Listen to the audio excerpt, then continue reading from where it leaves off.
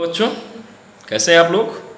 अच्छे होंगे और ऑनलाइन माध्यम से अपनी पढ़ाई को आप जारी रख रहे होंगे। जो भी टॉपिक पढ़ाए जाते हैं उनको एक बार बुक से ज़रूर कंसल्ट किया कीजिए, पढ़ा कीजिए, सेल्फ स्टडी किया कीजिए और जो टॉपिक आपको न समझ में आ रहा हो उसको आप क्वेश्चन के माध्यम से पूछ सकते हैं। कल हमने आपको चालक, कुचालक, अर्धचालक के बारे में समझाया था।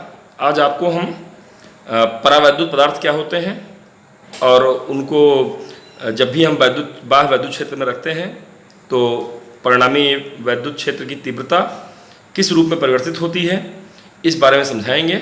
और परावैद्युत पदार्थों के कुछ गुणों, कुछ विशेषताओं के बारे में हम आपसे चर्चा करेंगे। तो वीडियो ध्यान से देखिए, समझिए और फिर इन परावैद्युत पदार्थों के गुणों को समझते हुए हम संधारित्र, कैपेसिटर में इसका उपयोग करेंगे। गुड लक बच्चों, ध्यान से देखें।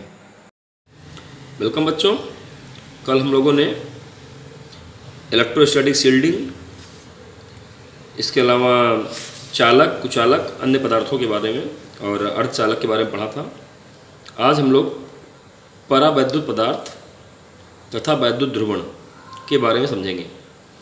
तो परावैद्युत पदार्थ वे पदार्थ हैं जो अचालक तथा विद्युत रोधी होते हैं, जिनकी प्रतिरोधकता 10⁶ ओम मीटर होती है और यह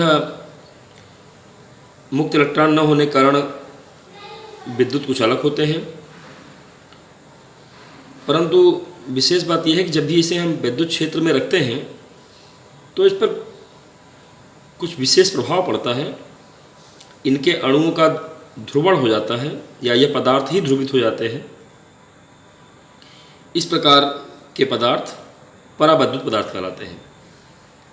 इनमें तो क्लियर हो गए होंगे बच्चों आप कि विद्युत धारा तो नहीं प्रवाहित होती, लेकिन वैद्युत क्षेत्र में रखने पर इन पदार्थों का ध्रुवण होता है, परावैद्युत पदार्थ कहलाते हैं। जैसे कांच, कागज, मोम, अभ्रक इत्यादि। परावैद्युत पदार्थ दो प्रकार के होते हैं, ध्रुवीय तथा अध्रुवीय। ध्रुवीय परावैद्युत पदार्थ का प्रत्येक अणु ध्रुवित होता है और अध्रुवीय परावैद्युत पदार्थ, तो ध्रुवीय पदार्थ के अणु ध्रुवीय अवस्था में तथा अध्रुवीय परावैद्युत पदार्थों के प्रत्येक अणु अध्रुवित होते हैं, जिनके उदाहरण आप देख रहे होंगे कि ध्रुवीय के लिए H2O, HCl, अमोनिया इत्यादि। अध्रुवीय के लिए hydrogen, nitrogen, oxygen, carbon dioxide, methane इत्यादि।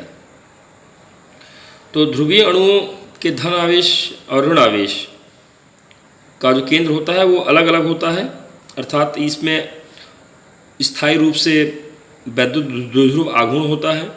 परंतु प्रत्येक अणु ध्रुवित होने के उपरांत भी पूरा पदार्थ अध्रुवित होता है, क्योंकि अणुओं की दिशाएं अलग अलग होती हैं, जैसा कि अभी आगे चित्र में दिखाया गया है। और पूरा का पूरा पदार्थ का परिणामी वैद्युत द्विध्रुव आघूर्ण शून्य होता है। जब ध्रुवीय परावैद्युत पदार्थ को वैद्युत क्षेत्र में रखा जाता है तो जो अणु विद्युत द्विध्रुव के रूप में हैं उनका अलाइनमेंट, संरेखण होता है। जो आरोपित वैद्युत क्षेत्र है उनको एक विशेष दिशा में व्यवस्थित करने का प्रयास करता है। तो आप समझ सकते हैं कि वैद्युत क्षेत्र लगाने पर संरेखण होता है, लेकिन अगर उसमें विक्षोभ लग गया, थर्मल एनर्जी दी गई, तो यह संरेखण जो है बिगड़ता भी है। तो ऊष्मा के साथ में संरेखण का बिगड़ना और वैद्युत क्षेत्र की तीव्रता बढ़ाने पर संरेखण का बढ़ना, इस तरीके से हम ध्रुवण को अच्छी तरीके से समझ सकते हैं। आगे यहाँ चित्र में आप देख रहे होंगे इस तरह अणु जो है वो ध्रुवित है लेकिन संरेखित नहीं है, और यहाँ पर देखिए वैद्युत क्षेत्र लगाने के बाद इनमें संरेखण हो गया है। चलिए अब दूसरे तरीका का जो आपका परावैद्युत होता है, इसमें ध्रुवित नहीं होते हैं अणु, अर्थात पॉजिटिव चार्ज का सेंटर और नेगेटिव चार्ज का सेंटर एक ही बिंदु पर होता है। लेकिन जैसे ही हम वैद्युत क्षेत्र लगाते हैं तो आप देख रहे होंगे कि यहाँ पर देखिए एक ही स्थान पर था, लेकिन जैसे ही वैद्युत क्षेत्र लगाते हैं तो प्लस का जो केंद्र है वो क्षेत्र की दिशा में और माइनस का केंद्र जो है वो क्षेत्र के विपरीत दिशा में विस्थापित हो जाता है, अर्थात अणुओं का ध्रुवण हो जाता है।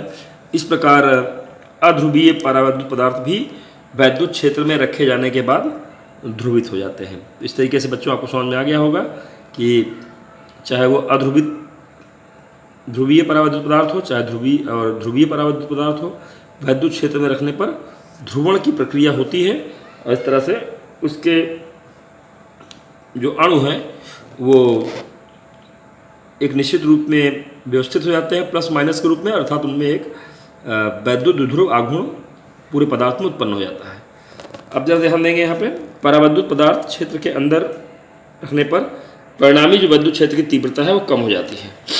यहाँ पर आप देख रहे हैं कि जैसे ही प्लेट के बीच में हम परावैद्युत पदार्थ रखते हैं तो उनमें उनके अणु या पूरी की पूरी प्लेट के एक साइड में परिणामी धनात्मक आवेश और एक दूसरी साइड में परिणामी ऋणात्मक आवेश आ जाता है, जिस कारण के अंदर में बाह्य चुंबकीय क्षेत्र अगर E0 लगा हुआ है तो अंदर में वहाँ पर एक वैद्युत क्षेत्र E' उत्पन्न हो जाता है और परिणामी क्षेत्र जो है E0 माइनस E' क्षेत्र के विपरीत दिशा में E' उत्पन्न होने के नाते परिणामी क्षेत्र की दिशा में ही E0 न रह करके E0 माइनस E' हो जाता है, अर्थात वैद्युत क्षेत्र घट जाता है।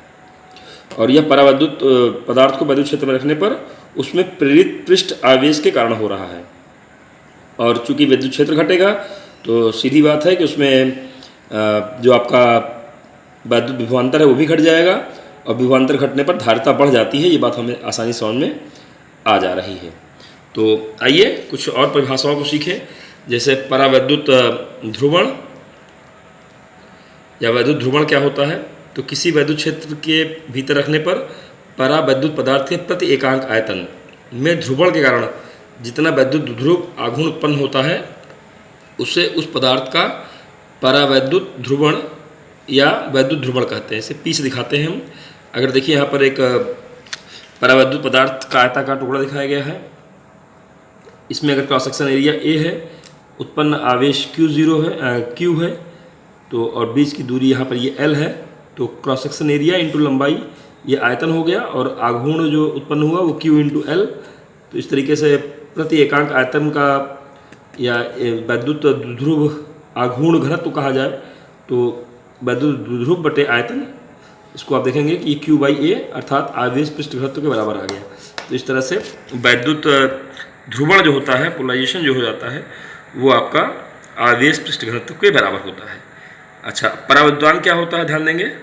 जब किसी आवेशित प्लेट को के बीच में किसी परावैद्युत को रखा जाता है तो परिणामी जो क्षेत्र की तीव्रता है वो E हो जाती है, जबकि जो अप्लाइड की गई है, जो आरोपित की गई है वो E0 है। तो E0 और E अप्लाइड और जो अब बची हुई वैद्युत क्षेत्र है उसके अनुपात को ही हम परावैद्युतांक कहते हैं K, जिसका हम लोग शुरू में भी 1/4πε0 K में उपयोग करते आए हैं। तो इस तरह से आप देख रहे हैं कि K की वैल्यू क्या हो गई, और अगर हम उस माध्यम में परावैद्युतांक को वैद्युत क्षेत्र की तीव्रता बटे माध्यम में वैद्युत क्षेत्र की तीव्रता के अनुपात को ही कहते हैं। तो यहाँ से आप परावैद्युतांक को समझ सकते हैं और इसके आधार पर हम विभवांतर और उसके आधार पर हम धारिता को आगे परिभाषित करेंगे। तो इस प्रकार से आपको आपेक्षिक वैद्युतशीलता या परावैद्युतांक क्या होता है ध्यान में आ गया होगा। निर्वात का परावैद्युतांक 1, वायु का 1.0058 और अन्य पदार्थों का हमेशा 1 से अधिक होता है। ये कुछ टेबल दी गई है, इसमें आपको समझ में आ रहा होगा कि परावैद्युतांक कितना होता है। आइए परावैद्युत सामर्थ्य या भंजन विभवांतर समझें। परावैद्युत पदार्थ किसी बाह्य चुंबकीय क्षेत्र में रखने पर ध्रुवित होता है। यदि परावैद्युत पर आरोपित वह वैद्युत क्षेत्र की तीव्रता बढ़ाते ले जाए तो इस तरह अधिक ध्रुवण होने लगता है कि अणु विकृत हो जाता है और अंत में जो है एक ऐसी स्थिति आती है कि जो आपका बाह्य इलेक्ट्रॉन है वो अलग हो जाते हैं। इस स्थिति में जो आपका परावैद्युत पदार्थ है वो चालक की भांति व्यवहार करता है और इस घटना को हम परावैद्युत भंजन या डाइलेक्ट्रिक ब्रेकडाउन कहते हैं। तो बच्चों, परावैद्युत पर आरोपित वैद्युत क्षेत्र की तीव्रता का वह अधिकतम मान जिसको परावैद्युत बिना भंजन के सह सकता है उसे हम परावैद्युत पदार्थ की सामर्थ्य कहते हैं या परावैद्युत सामर्थ्य कहलाता है। तो आपको समझ में आ गया होगा, वायु के लिए इसका मान 3 × 10⁶ न्यूटन पर कूलम होता है। और इस परावैद्युत सामर्थ्य के क्षेत्र को प्राप्त करने के लिए परावैद्युत पदार्थ के सिरों पर जो विभवांतर लगाना पड़ता है उसे हम भंजक विभवांतर कहते हैं। एक आपका टॉपिक है बड़ा इंपॉर्टेंट, पूछा जाता है अक्सर, इलेक्ट्रिक ससेप्टिबिलिटी, वैद्युत प्रवृत्ति क्या होती है। तो ध्रुवीय या अथवा अध्रुवीय परावैद्युत पदार्थ किसी बाह्य वैद्युत प्रेरित क्षेत्र E की उपस्थिति में नेट अगर वैद्युत ध्रुव आघूर्ण P विकसित कर लेता है तो जो आपका वैद्युत ध्रुव घनत्व है, वैद्युत ध्रुव आघूर्ण घनत्व है P, वो जो ये बचा हुआ क्षेत्र है, जो अंदर क्षेत्र E उत्पन्न होता है उसके डायरेक्टली प्रोपोर्शनल होता है। P directly proportional to E होता है और यहाँ पर प्रोपोर्शनलिटी कांस्टेंट जाई का प्रयोग किया जाता है। यही जो प्रोपोर्शनलिटी कांस्टेंट जाई है, इसे परावैद्युत माध्यम का वैद्युत प्रवृत्ति कहते हैं। और जिसमें जाई का मान जितना अधिक होगा, ध्रुवण जितना अधिक होगा, इसका मतलब उसका जो आपका विद्युत प्रवृत्ति है, इलेक्ट्रिक ससेप्टिबिलिटी है, वो उतना ही अधिक होगी। ये भी बड़ा इंपॉर्टेंट रिलेशन है कि डाइलेक्ट्रिक कांस्टेंट K जो होता है वो 1 + जाई के बराबर होता है, अर्थात परावैद्युतांक का मान 1 + परावैद्युत प्रकृति के बराबर होता है। बच्चों, ये टॉपिक आपको समझ में आया होगा, बड़ा इंपॉर्टेंट टॉपिक है, थ्योरेटिकल टॉपिक है। आगे हम लोग मैथमेटिकल टॉपिक वैद्युत धारिता पढ़ेंगे। उसके पहले इस टॉपिक को अच्छे से देखिए, समझिए, और जहाँ जो दिक्कत आ रही हो उसको आप ज़रूर कमेंट करके पूछें। गुड लक बच्चों।